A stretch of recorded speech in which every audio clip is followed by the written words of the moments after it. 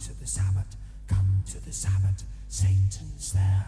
Come, come, come to the Sabbath, come to the Sabbath, Satan's there. Come, come, come to the Sabbath, come to the Sabbath, Satan's there. Let's summon demons. Yes, very apt. Is that one of those? I can't remember his name. Steve something, isn't it? Yeah. I've got the other one, which is let's start a cult, which I was wearing when I saw you. You were, yeah. Steve Rhodes, that's the man. Steve Rhodes, they're brilliant T-shirts. This is a bunch of children with one of them lying down on a pentangle with candles around it, and it says "Let's summon demons." Well, I'm all for that if it gets them off the phones and the PlayStations. Damn right, it's about time. Kids should be playing with more Ouija boards, reading books on the occult, and trying to raise demons than all this fucking, staring at the phone shit and playing Tombola or whatever it is. Or Bowmasters. Yeah. And all these silly games. I don't know if they played Tombola. that's gambling, isn't it? It's only because it's a pretty boring gambling sort of pretty boring way of gambling. It's the only reason I say it. I'm such a fucking Luddite anyway. But the only reason I say it is because every night I've got the fucking celebrity Who Wants to Be a Celebrity Fuck Off program on ITV. And I don't think it's called that, but you know what I want to mean. That's a better title. And who's a fucking small-time, low-life, no-bit celebrity fuck off. And there's adverts all the time, and it's constantly for this fucking Tombola game you play on your phone. So, anyway. Right. Good. Yeah, I'm constantly saying, Michelle, who's that? Who's he? Who's she? What's she off? Oh, EastEnders. How predictable. Yeah. Absolutely. Anyway, we'll get into tonight's subjects. Now, this is episode 1 of our Satanic season, listeners. Yes. Woo-hoo! Hail Satan! If you listen regularly, you'll know that we love the devil. Though, actually, Dave, I'm going to shock you. I don't love the devil. I hate the devil. I think he's bang out of order. Do you? He's been a very naughty boy. But yes, so we're going to talk about the origins of the devil, Satan, Lucifer, Old Nick, Robert Elms, whatever you want to call him. So this started off really, didn't it? That we were talking about the brilliant story of the devil's footprints. Indeed. We both remember when we were kids. Can you remember when you first came across it? Were you a kid, Dave, or just made that up? I first came across it. I'm pretty sure it was through the Arthur C. Clarke book. I'm not sure I remember it on the actual telly, but I remember reading about it. And then, for some bizarre reason, and perhaps this was the force of the devil himself, or the devilish spirits in the liquor that I was drinking, I couldn't actually find the proper bit in the book where I was talking about it. But I've found it now. Oh, good. So do you want to give us a summary of the events on the 8th and 9th of February, 1855 in Devon? Indeed, in Devon. So, first of all, for some reason, I thought it was much later than that. But it says here that the year was 1855, and the winter that January and February was exceptionally hard. At one moment, the Exe estuary was frozen over, and while some people enjoyed the skating, others were suffering badly. There were bread riots in Torquay. I should imagine that's going on now. Because the normal supplies had failed to get through. Many people died of the cold. On Friday, the 9th of February, people who lived in the villages and towns around the Exe estuary awoke to find the countryside covered with strange footprints. To many, it seemed that to add to all the troubles the winter had caused them, they had had a visit from the devil himself. Dun dun dun, and there's like a little drawing or a sketch of the so-called devil's footprints that were left in the snow all across the area. Yeah, I loved that. I can't remember what book I first saw them in, but I remember seeing them at primary school, and I actually did a presentation on them for assembly, which probably horrified a couple of teachers, maybe. But I found it so fascinating, and the drawings are brilliant, aren't they? Because they're like these Yeah. hoof prints, and they went in like bizarrely straight lines, didn't they? And nothing got in their way. So they would be like going up the side of buildings on the rooftops and then coming down the other side of the building. They were going in, I think they found them in the inside of drain pipes. And they carried on for about, was it between 40 and 100 miles? Absolutely, Which all is over. amazing. They give an idea of the area here because I think what happened was, well, I'll just read you this bit. It says, at the town of Dawlish, this account of the footprints was recorded by many years later by the daughter of the vicar, Miss Henrietta Thurston, and she recorded it in the Devon and Cornwall Notes and Queries. But she finishes off talking about what she'd seen. Well, first of all, let me say, she says, they were in a straight line in the shape of a small hoof, but contained in the hoof were the marks of claws. One track especially attracted attention, which went direct from the vicarage to the vestry door. Other tracks were found leading straight up to dead walls, and again found on the other side. Many were found on the roofs of houses, and all over Dawlish. I myself remember distinctly seeing the footprints, and my terror as a child of the unknown wild beast that might be lurking about, and the servants would not go out in the dark to shut outer doors. So people were petrified. Petrified. Yeah. Oh, it's wonderful. Wonderful. I wonder what I wonder what it was. Well, obviously it's the devil, you know. But if Well, not there's the all devil, sorts of different theories that have been put forward now. Some have said that there was a mix of different size footprints, and they reckon that some of them could have actually been like donkeys and ponies. Um, wood mice, I think, have been cited as a possible origin, and also a bird. But I can't imagine. I mean, I've never seen a bird with hooves. Have you, Dave? no, not at all. Oh, with hoofs and then built-in claws. That's very strange. Yeah, Or no, hopping rodents, such as yeah, but yeah. yeah, well, the Reverend Hokum, rector of Clist St George, wrote that he first saw them 3 days after they had been found elsewhere. There is scarcely a field or an orchard or a garden where they were not, all in a single line, under hedges, and in one field near me we met with excrement. Is that right? Excrement? That's very strange. Oh, I see. So they're suggesting it's the excrement of the creature. The devil's shit. Oh, well, listen to this. 4 oblong globes of a whitish colour, the size and shape of a large grape. The devil's turd. There you go. There you go. But one of the most bizarre theories is that there was an escaped kangaroo or a couple of escaped kangaroos from a private menagerie in Sidmouth.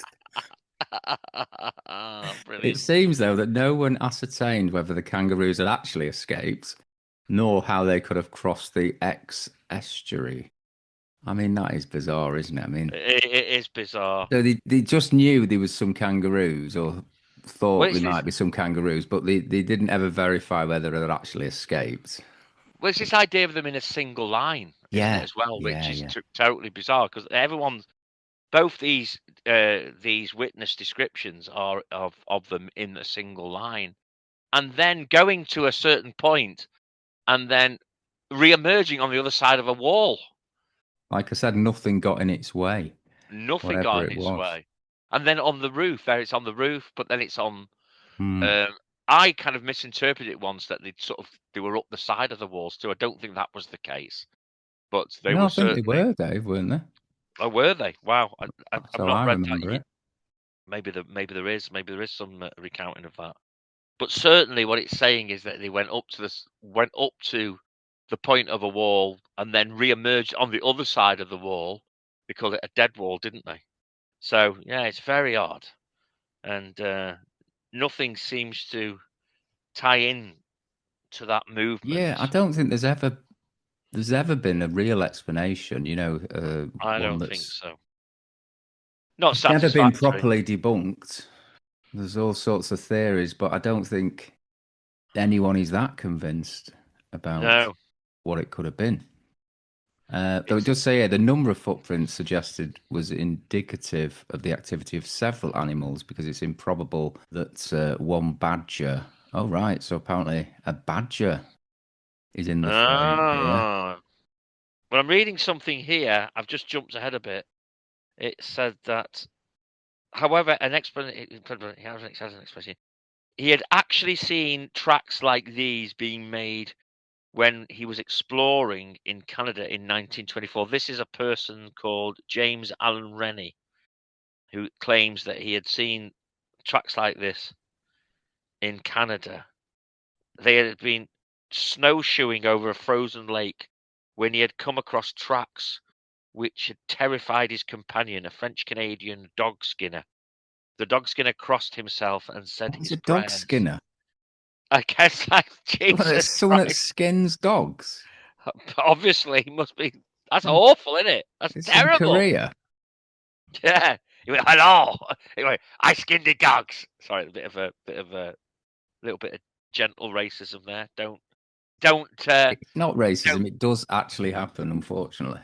Yeah, it does. But I did sort of the Korean voice, and it's Korean voice. We'll see. No, you sound like Burt Kwok in Tenko. Yeah, Burt Kwok. Yeah, this is Jefferson.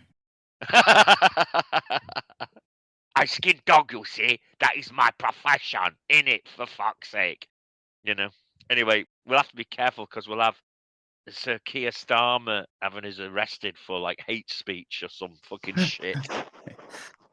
I know, yeah. He does listen. He does.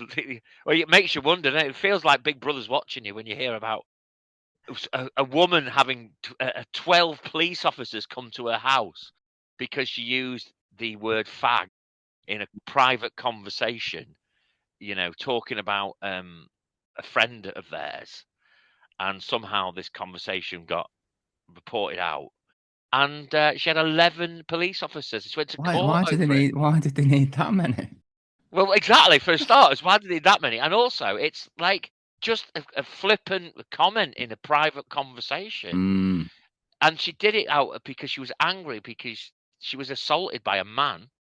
This is the incredible side of the story. She goes to court and gets fined with the threat that she might be in prison for 5 years for saying it. Bloody hell. But the man who assaulted her, there's been nothing done about it. Absolutely nothing. There's no court case or anything. But she has been lambasted by 11 coppers and then prosecuted in court for using a word that some people find offensive. Well, I think we can all get over being slightly offended by words. What's the world coming to? Jesus Christ, honestly. Oh, there, I'll get done for that. Well, it probably won't make the edit, Dave, because you're probably right. We could get done for it. Oh well, leave it in if you want. They could definitely do it over this, couldn't they? Or even me just saying Korean skin dogs, which I'm obviously not saying all Korean skin dogs, but some do. Anyway, let's get back to the devil. Okay, the dog skinner crossed himself and said his prayers. The next morning, he had disappeared, but Rennie, undaunted, set off again across the frozen lake. As he walked, the tracks appeared right in front of him. They were being made by some freakish current of warm air. coming in contact with the low temperature. Ah, right. Okay, this is interesting. So the suggestion here is that it's not a creature at all, that it's been made by some freak of cold weather. How's about that I then? don't buy that. What? How does weather make hoof prints? Well, it says here, which with the low temperature had set up a condensation which was projected earthwards in the form of water blobs. Ah, So right, he's okay. suggesting that it's been made from water blobs. Anyway, I know, but would that be feasible, like over 40 to 100 miles? doubt it, because I know this is a different case, but the very next paragraph says none of these explanations is entirely satisfactory. So there you go. If the like atmospheric having conditions, Arthur coming on at the end. I've listened to all these theories, and I think everyone is absolute bullshit. yeah, that's absolute crap. And come, Jai, come, my little boy. We'll go back to my little place. You know, I, just for my one, friend. hope it is the devil. I do too, because I do devilish things. I love the But what devil. was he doing, Dave? If it was the devil, what the hell was he doing? What's The his devil. game? Well, he's just knocking about in the freezing cold weather around bloody around Yeah, he Dawlish. likes fire, doesn't he? Yeah, he wants to be Yeah, hot. He don't want to be freezing out in the bloody cold. And what's he doing? He's pissing about in fucking Devon in 1855. yeah. God, I bet it was boring as fuck. You know. So what's he doing? Well, yeah. I mean, all right. The bread. What was it? The bread riots. They're probably the most Yeah. exciting thing that happened for 300 years. Well, you'd like to think, being a proper good devil, he started them. You know. Is that like going, I'm going to starve a few members of the public round here. There'll be no bread for them tonight. The fuckers. Because I'm the devil. You see, that's what he would be This doing. is it. This is it, isn't it? And this is what we were saying when we were actually looking for really good folk tales featuring the devil. And most of them are quite disappointing. He's not this like all powerful, malevolent force. He's just a bit of an annoying twat who goes around playing tricks on people. So, Absolutely. not unlike Jeremy Beadle, for example. Well, many people thought Jeremy Beadle was Satan. So there is maybe some truth in that. Lee, because I've done literally no research on reading this up, I have to say you're right. You are absolutely right. And I must have been right first time, having read this. It did go up. The markings did go up. Let me just read it anyway. Fuck it. Let me just read and it'll make sense because I'm just gibbering now. Right. So it says, if the tracks, I'm having to use, by the way, if I'm being a bit slow, I'm having to use a head torch in the room I'm in Yeah, because I really wish listeners could see Dave here. it's It's so like the difficult Cyclops. because the house lights are so fucking shit these days, aren't they? They're so dim that I literally have had to put a head You're torch on. blinding me every time you turn to the camera, Dave. So now it's not only so without it, it's hard for me to read the text. But with the head torch on, I've got this reflection coming off it, so it's just as fucking bad. Anyway, that's enough excuses. Let me carry on. Okay, let me read this bit. If the tracks had been made by a combination of creatures, what were they? Which ones had gone under the gooseberry bushes or onto the windowsills or up 6-inch drain pipes? Yeah, So that yes, was one of the best bits, that. that's put a bit of a shiver up my spine Yeah. because it says here you wouldn't get a donkey walking over your house, would you? Of course you No. wouldn't. Or a So yes, kangaroo. or a kangaroo, mate, or a kangaroo. So it is a fantastic mystery, that's for sure. Very unusual mystery, and the shape of the hooves are really really unusual. They are. It's very interesting. Mm. Yeah, it is. It is a genuine mystery. I don't. This is what it's saying here. They haven't really got any decent explanation for it, and I love that. Yeah. Yeah, yeah. I mean, the thing about the devil is if you look back at how he's been portrayed over time, it's really interesting, isn't it? When you see different art, different descriptions of him, because he started off really, if you go back to the early biblical era, So we're talking like 200 to 1000 BC. He wasn't this horned monster that we all know and love. I think it was more of a role. They didn't say it was like a character. So I think in the oldest texts, the word Satan literally means the accuser or prosecutor. Yeah. So I think the idea was he was a member of God's court who was testing humans. So there was no, it wasn't a person as such, it was more a job. And they didn't have this duality between good and evil. So that wasn't part of him. But yeah, so if we go to like, if you come forward a couple of 100 years, the sort of Persian influences started coming into it, and the dualism introduced the idea of cosmic evil. Is that like the jinn? It's the jinns are like a demon, isn't it? Yeah, the It's jinn. from I think Persia. that came a little bit later, I think. Then if we go to early Christianity, the 1st to the 4th century, Satan becomes identified with a serpent in the Garden of Eden and the ultimate evil. And he was then portrayed symbolically like a dragon or a serpent, though he didn't have the horns or hooves, not then. But I remember seeing, I can't remember what period this would be, but where he was just portrayed as just like a normal human. You know, he wasn't a monster or anything. No. I always got the impression, the idea of Satan was he was a disciple of God's, and he was, Yeah, he was. He he, was rebelled against God. That's that's it. And then he was that's sent. in the Bible, I think that would be. Yeah. One of them books, one of them Bible books, one of them Job or whatever. Yeah, so he got kicked out of heaven, didn't he, for starting a rebellion? Yeah. Because he was trying to usurp God. And it did remind me, Dave, when I was reading this about him trying to usurp God, Yeah. thinking he should be in that job, not bloody God. I'm better than God. It reminded me of when Steve Keane sort of plotted against Sam Allardyce at Blackburn. Do you remember? Do you remember this? I should be doing his job. This guy, Steve Keane, who was always like undermining Big Sam. And because he wanted the job, and he managed to convince Venky's chicken owners, because they were owned by those Indian chicken company, weren't they? Venky's. Yeah. And if you want to laugh, you should try to find the adverts that the Blackburn Rovers squad had to do. They're having a chicken at half time instead of the orange. God. Yeah, so anyway, I digress there. But that's what it reminded me of, the usurper. So he got kicked out of heaven. Right. And he formed his own troop, his own gang. His own lot, yeah. His own lot of rascals, little rascals.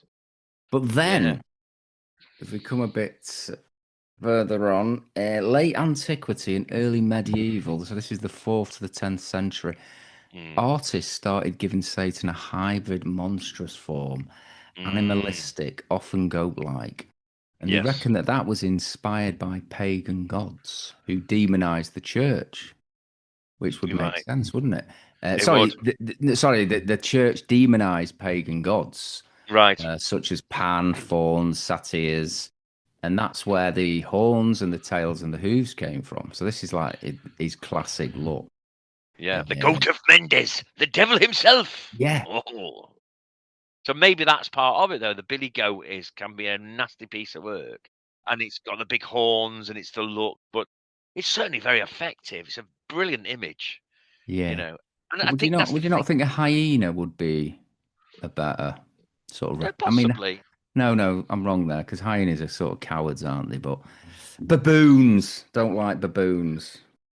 Oh yeah, they are nasty. Or mandrills, they're really nasty. Mind you, in the Omen, it's the baboons that are going apeshit when they see the devil himself in the form of Damien. That's right, yeah. So it's like, but yeah, I agree with you. Like baboons would make good devils, wouldn't they? Right, nasty fuckers. But I think the interesting thing here is, and I don't mean to sound or to upset any Christians that might be listening to this. Probably unlikely. We've got too many Christian listeners, but there might be the odd one. And I don't want to cause any offense. But you have to say, the imagery around the devil, it's a lot sexier than Christianity, isn't it? Yeah. It's good. It's sexy. Christianity it's all a bit desperate in it, like hanging on the cross, and that in itself is pretty eerie and scary, though. It has to be said. The image of Jesus on the cross, but the devil is scary and sexy at the same time, and that's why we're drawn to it. And that was never meant to happen. We were supposed to be fearful of it, to be good, so we would be good citizens. We would behave ourselves, because otherwise the devil would get us and we'd go to hell, especially in the Catholic Church. You see, this is the thing, isn't it? Yeah. So actually, it was the Renaissance period where Satan was more human-like, and he was portrayed as the fallen angel, beautiful but corrupted. So this was like the 14th and 17th century. And then you got Milton's Paradise Lost. Paradise Lost, that's right. Which gives us the tragic, charismatic Satan. And I absolutely love those pictures by Gustave Doré, or Doré. Right. The sort of like the black and white, they look like pencil drawings, like etchings. I'm going to refresh my memories now by looking at them. Gustave Doré. Oh, yes. Well, that's a good one there. That's well creepy, actually. This is where he's portrayed with wings, Satan. Lucifer meets the serpent. Yeah, Satan at the gates of hell. That's a good one. Yeah, I totally agree with you. Brilliant, brilliant images. So what was next then? So after the Renaissance period, we get into the early modern period, which is the 17th and 19th century. And this is where he becomes linked to witchcraft, demonic pacts, and moral panic. Oh. And illustrations start to portray him as a dark gentleman, trickster, or shapeshifter. The hooves and horns still appear, but less exclusively. And apparently this reflected social fear about outsiders, women, and non-conforming behaviour. The devil becomes a way to explain crime, illness, and misfortune. Okay, now we're talking. This is it. So this is where the Gota Mendes would come into his own, really, with witchcraft. Fantastic. This sort of thing. So this is where it really gets ramped up and really sexy. Yeah. Yeah, witchcraft, Gota Mendes. But then in the 20th century to now, we get a representation where he is a pop culture demon, red horns, pitchfork, etc. Yeah. He is a sophisticated tempter, wearing a sharp suit and a charming personality. And this, I think, I mean, I recognise that representation. Like, say, maybe Al Pacino in The Devil's Advocate. The Devil's Advocate. Or Robert De Niro as Louis Cypher in Angel Heart. Yeah, that was a good one. I was kicking myself when I watched that, because I just thought, how did I not fucking twig Louis Cypher? So obvious. In fact, I've called myself that tonight. Have you noticed? I can see, yeah, but I think you've spelt Lewis wrong, Dave. I think I did it deliberately. How did you? I started off by spelling trickster. Louis, Lee. But then I changed it, and I was going to change Cypher to Sipher or something like that. And I thought, well, I'm going too far there. So I just did the Cypher. Anyway, doesn't matter. But it's interesting to see how the devil has been portrayed in films. Absolutely. But I think I saw a film because when we were getting ready to do this, I was thinking, I need to watch a few more films on the devil. I was watching End of Days. Have you ever seen that with Arnold Schwarzenegger? I've seen bits of it, and it's absolutely shit. I mean, it's just a terrible film. I couldn't believe how bad it was. And Arnold Schwarzenegger is completely miscast. And I sort of felt sorry for him because he would admit himself that he's not an actor. No. And originally, I think Tom Cruise was going to play. Oh, that would have been a bit better. So Arnold's like this cop, I think, or bodyguard, and he gets involved with the devil, played by Gabriel Byrne. So Gabriel Byrne very much plays him as well. He's just a man, obviously, who's he doesn't seem all that powerful, to be honest. He manages to throw a few people across the room and start fires and things. But the first thing he does when he appears is just randomly kiss a woman in a restaurant and feel up her tits, which she quite likes. Isn't that a power, though, that the likes of DLT would love to have?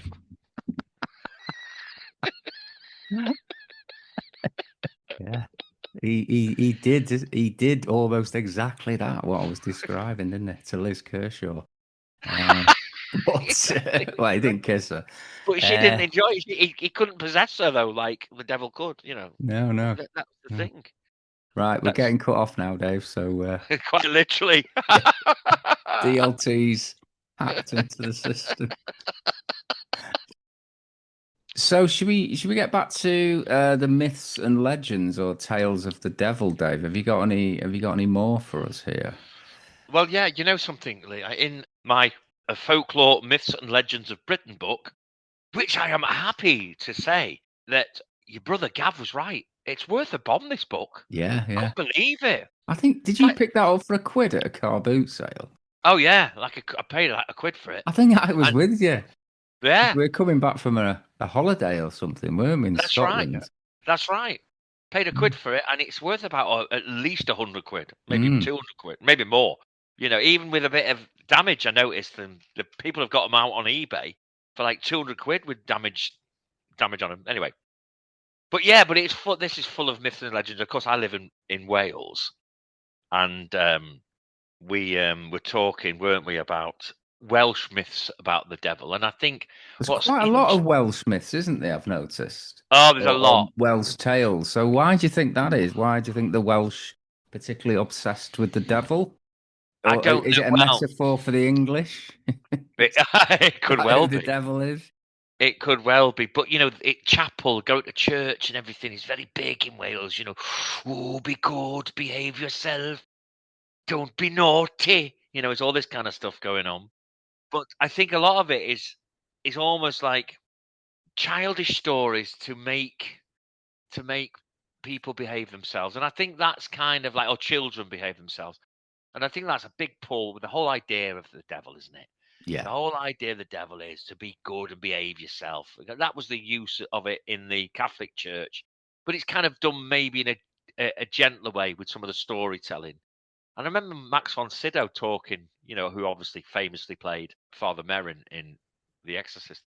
He said in Sweden that, the devil was a joke, and he was like a figure of fun or a clown. And there's a sort of element of that in Welsh stories too. Yeah. So I'll read you this one here. The devil was a frequent visitor to this little village of Llanford, in which he generally used to appear in the shape of a pig. At last, the parson managed to quell the beast by reciting the service of exorcism as he marched 3 times round the church, after which the evil one was bound and taken to a pool in the nearby River Dee. There he was to remain as long as a certain lamp hidden in the church was kept burning, but the lamp burnt out for lack of oil, and then the devil returned in the form of a gentleman with a 3-cornered hat. He constantly interrupted divine service in the church. 2 magicians succeeded in laying him again, and he was carried away in the form of a cock on the back of a horse. Once more he was thrown into the pool, but this time he would stay, and he would stay for a permanent time, for he would remain there until he had counted every grain of sand at the bottom of the pool, now called Llyn in Gerangoch. There you go. Well read. So he started off as a pig, and then he changed into a cock. Indeed. Was riding on the back of the horse and then fell in some water. Well, he started as a pig, and then he became a gentleman with a 3-cornered hat. Oh, right. Slagging the parson off when he was giving service in the church. Rubbish! Jesus is a wanker! All this sort of stuff going on. And then he brought in magicians, which that's a bit odd, isn't it? The priest bringing in magicians. Yeah, that's Christians. dabbling a bit in the occult. He's dabbling in the occult to get rid of, that's a bit odd, isn't Fighting it? fire with fire, though. Could Indeed, say. indeed. And then, of course, he remains there in the River Dee because he's got to count every grain of sand. So yeah. Yeah, that's not a bad one. I do like the one about the Devil's Bridge, which again is from Wales, isn't it? I need to find that And the again now. Devil's Bridge is actually a real bridge, or it's 3 bridges, I think, because It is. there's this amazing bridge where you can see 2 have been built on the original. That's right. Because it's small, starts off as a small bridge, then it's a bit bigger, but then they need to strengthen it to take, I think it's traffic, isn't it? That's it. But I think that story is about this woman that needed to, she couldn't get a cow, could she, from the opposite field? That's correct. Did the original bridge collapse or something? Is that what happened? I think so. Yeah, so the apparent, and then the devil appears. So I don't think she knows it's the devil, and offers to build her a bridge, but in return says, I will possess the soul of the first living creature to cross that bridge." That's right. So she agrees to it, but then she starts thinking about this and thinking, he's after me, isn't he? Or is he after the cow? Because one Yeah. of us is going to go across it. Okay, so she decides to bring a dog along, doesn't she? So he's finished the bridge Yeah. and he's waiting for her. And she comes along with the dog and sends the dog over. Yeah. Now you think, what's she doing sacrificing the poor dog there? But she knows that the devil is not interested in the dog, so will not Yeah. even bother to possess its soul. No. So, yeah, so she outsmarts the devil and gets her cow back and has a nice shiny bridge to boot. Do you know what, Lee? You put that much better than it's put in here. Well done. Well, I did have to reread it a couple of times because I was a bit confused about. I know. Well, I was about too, it. because all it says here at the end of it says, her dog ran after the bread and Satan, outwitted, became its new owner. That's how it finishes. Oh, right. So the Satan did get the dog. Yeah, but like you say, it wasn't after the dog, it was after I the know, but cow. the poor dog, man. Yeah. Well, he might look after it, might be I quite mean, nice. what would you prefer, Dave, to have a cow or a dog? Well, if I was hungry, I'd have the cow. But obviously, as a massive dog lover and having We're going 2 back dogs, to Korea here, aren't we? You could eat the dog. I've got 2 dogs in the house at the moment. One of which is our own dog, and then the other dog which we look after. It might as well be our own dog. We have it that often. So yes, we are dog lovers, and yeah, I do think it's a bit of a cruel tale, but perhaps an idea of how. I think the one I read suggested the devil wasn't interested in the dog, so just flounced off. Again, it's the way this is written. It's just maybe it's very abrupt. Comes to an end very quickly. I'm going to read you this though, which I think is quite good.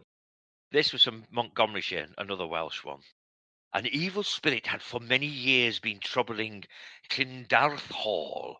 One day, in the late 18th century, a popular writer of folk dramas named Tom Anant, he's from round here, Tom Anant, very famous, arrived in the district.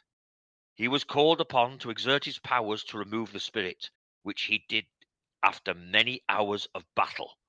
The demon appeared as a wild boar and then as a fierce wolf.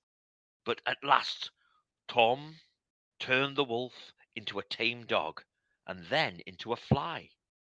This was then placed in a tobacco box and buried in a meadow. The place is still called Weirglod Rhodan, the troubled meadow. So there you go.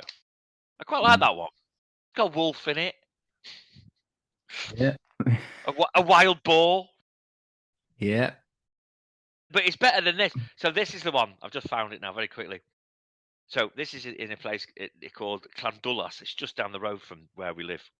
It says, a cave on Penyceffin Mountain is said to have been the home of the devil. While he lived there, he was a great worry to the people of Llandullas, especially for his habit of scaring pregnant women.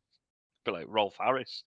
At last they could stand it no longer, so they held a service of exorcism outside the cave, after which he never troubled them again.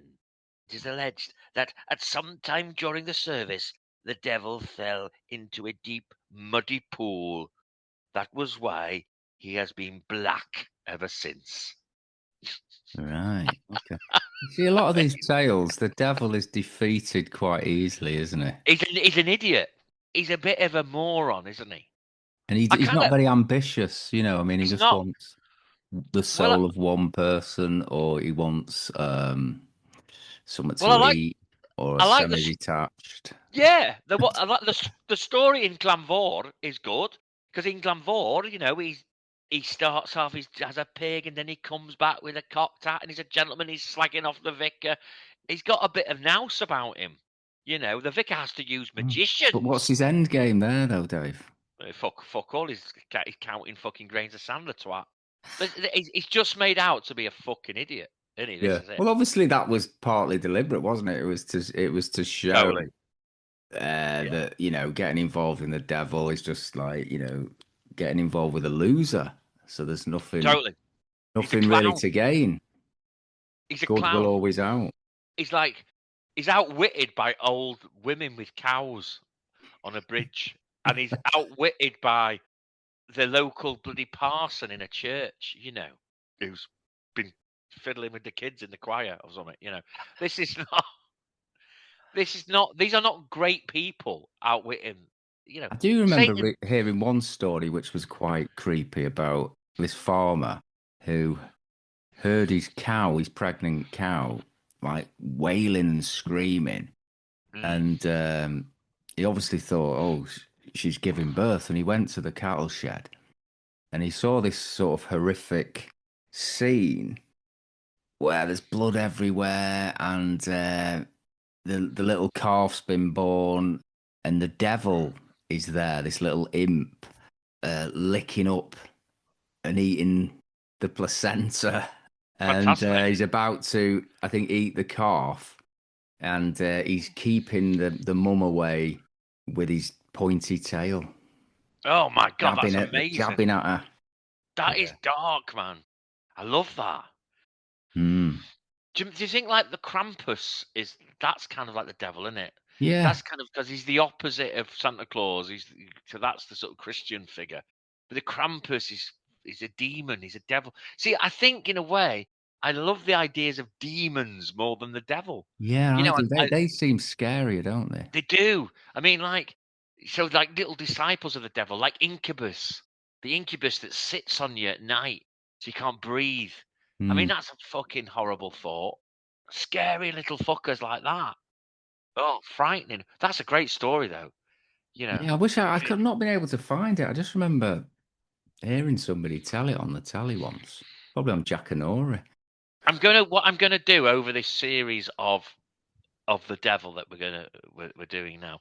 I am going to really go through the folklore book and find what I believe to be the scariest devil stories. And there's got to be a couple in here that are kind of creepy and grim.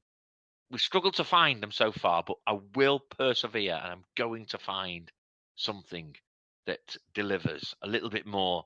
But I think what's interesting about what we've spoken about tonight, though, is that a lot of folklore devil stories are there just to portray the devil as an idiot, like you say, that the devil's a clown, the devil's a fool, so he's not to be feared. And that's the thing. And I think it's, in a way, it's kind of sweet for the kids. It's like, don't be afraid of dark and devilish Yeah, things. yeah, yeah. But the other side of the devil is the idea of the devil is, if as a bad person, as something terrible and awful, that is in some ways kind of helpful to kids because it's part of them not accepting sweets of a stranger or going into a stranger's car, or, what I mean? Is that fear in some ways is important for a child to have some fear, to be scared of things so that they don't end up doing, Yeah, I remember being really, really scared of hell when I was a kid and limbo. Because my mum was Catholic and she wasn't like very devout, but her mother was. and would go to her house, grandma's house, and there'd be just loads of like religious stuff, the Virgin Mary, and wow, I didn't, sort Lee. of. All these years, I didn't know that you were from a Catholic Well, family. I've never been baptized. I think my older brother Right. Gav has. So Oh, I I have. think my I mum have. had fell out with it by then when I was Okay. but We're C of E, but I was baptized. right. But yeah, I do. I don't know where I got my first sort of idea of what hell looked like.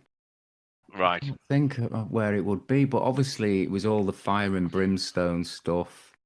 I And I I think at one point when I was younger, I was sort of obsessed with it and so scared about ending up there because that's the sort of thing your parents would say to you, you'll go to hell.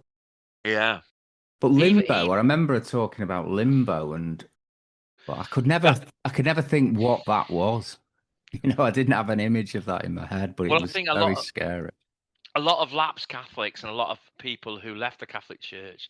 That's one of the things they cite, don't they? They find it really, really deeply annoying and deeply controlling the Mm, use of this idea of hell and the devil and limbo and all these things that are to make you fearful, yeah. to make you afraid. And I think that's a big turning point with a lot of people who just think, oh, I want to think freely, I want to have free will, do not want to be tied to all this mumbo jumbo, and I think that's what Mm. happens with a lot of people who leave the church, because it is deeply controlling and manipulative in many ways, isn't it? Yeah. I There's mean, no doubt obviously, about when we were kids, everyone was religious, more or less. It was odd to be not religious, and it wasn't really up for debate whether God existed. I it. seem No, to it remember. wasn't. It was just part of society, like you say. It was just part of our upbringing, where it That was. just reminds me, Dave, that when we had to do the Lord's Prayer in assembly, Always. I never knew the words of the Lord's Prayer.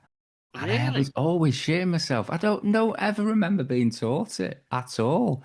But I'd be Really? like surrounded by kids that just knew it. And I'd be like, Oh, well, what are they saying? Because it's dead our long, isn't it? Father who art in heaven, give us our name, for thy kingdom come, thy will be done, on earth as it is in heaven. For thine is the power, the crown and the glory. Bloody hell, it's amazing you still remember it. I can remember, I can't quite remember all of it. And then, forgive us this day our daily bread as we forgive them, as we trespass against us. For Mm. thine is the kingdom, the power, and the glory, forever and ever. Amen. Oh, but I Because I knew the did it, Amen bit. but I did, because we used to do it every day. I mean, I can't quite remember it, but Mm. we used to do it every day, of course, every day through school. Probably every day. I don't think we did it in secondary school, but certainly every day in junior school, I must have done it. I must have done the Lord's Prayer every day. Mm. Crazy.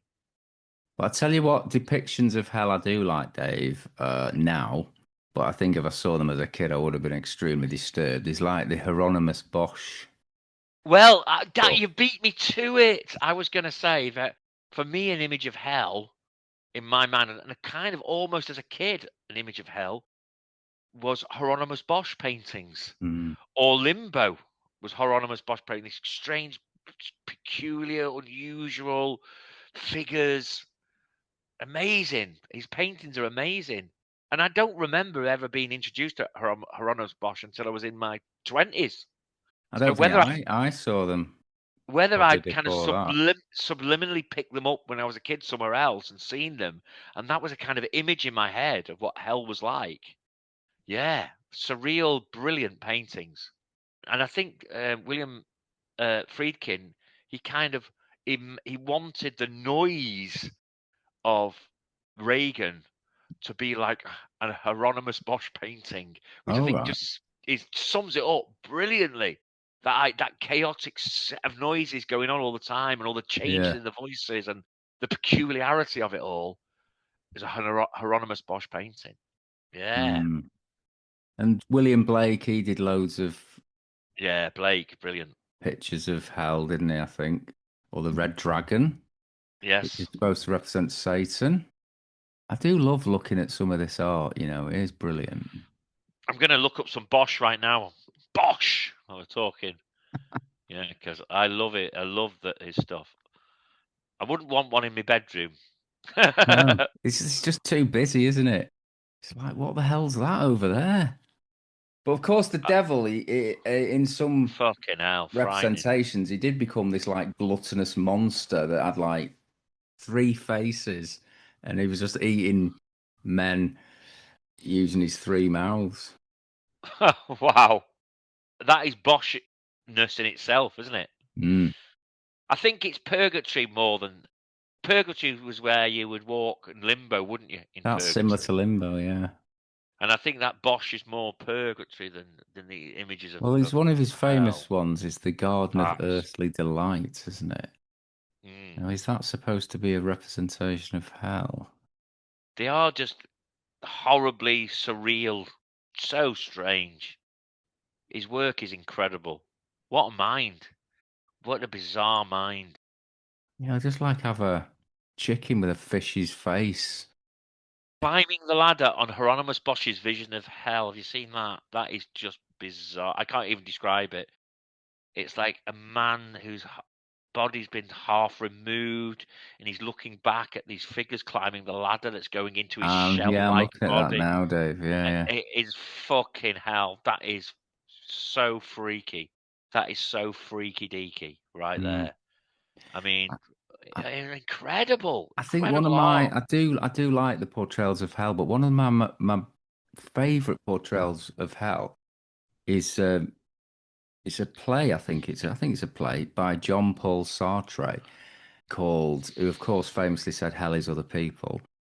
He wrote this thing called No Exit, and I remember seeing an adaptation of it with Omar Sharif in the 80s. Oh wow. I think it was called Vicious Circle, and his portrayal of hell is basically it's the afterlife, Yeah. and there's just like 5 people in this room, and they all start talking to each other about their lives, and they slowly realize where they are. And what hell is basically they just spend the whole of eternity in that room with these people. And if they go out of the room, there's just an exact copy of the room, so they can't obviously escape it. I thought that was really Wow. clever. Wow. I've never. Do you know what, Lee? I'm Yeah, just it's looking at quite a it famous now. one. Yeah, yeah, like 1985. yeah, 1985. So the adaptation I think was called Vicious Circle, Vicious Circle. but Yeah. it was originally called No Exit. Jean Moreau. She was the famous actress. And Sherry Lungi, Oh, the English right. Okay. actress. Yeah, I'd Yeah. love to see it again because I never ever saw it repeated. I'm gonna have to try and get a copy of this and have a watch of this. This looks amazing. But I mean that this is the thing. I mean, the idea of the devil very quickly filtered into literature, didn't it? The idea of the Faust. Writing about the deal with the devil. Is that Yeah, correct? And that's right. Yeah, Faustian Dante, Pact. Faustian Pact. Dante's Inferno. Again Yeah, about being, 7 circles of hell, is it, or the the 9 circles? yeah. So it very quickly drifted into fiction and into fables. And I think it's come from different directions, like you were saying before, Lee. It's definitely not just come from Christianity. It's come from way before then. I think it's a real ancient idea, isn't it? And I Definitely. think this is what makes it kind of, again, quite sexy. This idea of it being from pagan times, and the idea of this dark side of supernature. And then maybe that's a good way to look at it as well, isn't it? The dark side of supernature. You've got the light and the good omens, the good spirits, and then the dark side with the bad spirit Will tempt you. that would tempt you or possess you. I'm just looking there, but the folklore. So we've done a bit on Wales. Mm. I'm just looking at some tales from Scotland Okay. about the devil. Now, I've not read these before. They may not be that good. I'll see if I can find one myself. Well, there's one here called The Devil and the Drink. So it says, a long time ago, the area around Wigtown suffered terribly from an awful plague. People were dropping like flies until Tam the blacksmith was one of the few men left standing. After one particularly long day, he stopped by the village to grab a bottle of whiskey for the walk home. Before he left, he raised the bottle and shouted, "The plague might be the devil's work, but he's no getting the better of me." As he wandered home by moonlight, he heard the sound of wicked laughter. "Tam, I hear you've been talking about me," said the devil. Big Tam wasn't easily frightened, though. "Oh, it's yourself. Fancy a drink?" The devil wasn't happy about being smirked at, so he snatched the bottle and drank the whole thing in one. Clearly, the devil wasn't used to strong Scottish whiskey because he was starting to sway a little. "Time to fight for your soul," roared the devil. Tam replied, "Well, if I win, then I want you to release Wigtown from the plague." It was a deal. The pair began to wrestle, fighting for hours. The few sips of whiskey Tam had taken filled him with confidence, but the unfortunate devil was struggling. Just as dawn was breaking, the devil's hoof slipped in a patch of mud, and Tam flipped Satan onto his back. As the devil slinked off into the shadows, Tam roared with delight before promptly falling asleep. He was awoken a few hours later to find his wife standing over him. "Oh, I found you. This is the second miracle today." The plague had been lifted, but of course nobody believed Tam's story after finding him snoring next to an empty bottle.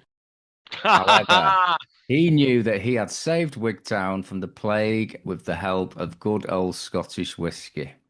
Okay, Wigtown. Not a bad tale. I've got a Scottish one here from Gordestone, Moray. When the devil took Sir Robert Gordon for his own in November 1704, he brought it to a fittingly dreadful end, the career of one of Morayshires most deeply feared warlocks. Exactly 25 years earlier, Sir Robert had narrowly escaped the same fate by giving the devil his shadow, and in 1704 he almost escaped again. He built himself the Round Square, a supposedly devil-proof fortress in Gordonstone, and took refuge there with a parson. But at the last moment, the parson persuaded him that he would be safer in Bernee Church, and on the way there, the devil caught him. He slung Sir Robert over his saddle, and then they galloped off into the files of hell. A huge demon dog ran beside them with its fangs buried deep into the warlock's neck. Ooh. Well, I like that. Yeah, that's good. Yeah. Dreadful. So this Sir Robert Gordon was a bit of a warlock then. I think that I've got a feeling the Scottish ones are a bit more bloodthirsty, which is good. Yeah. Right, yeah. So I think we'll finish there, Dave. I think we've covered the origins of the devil. Next time, I think we're going to do more modern stuff. So we're going to be covering the Satanic panics. Hey, great. So tune in for that one, listeners. We'll be back soon. Take care. Thanks, listeners. And remember, please do your best to tell your friends about us. And thanks for listening.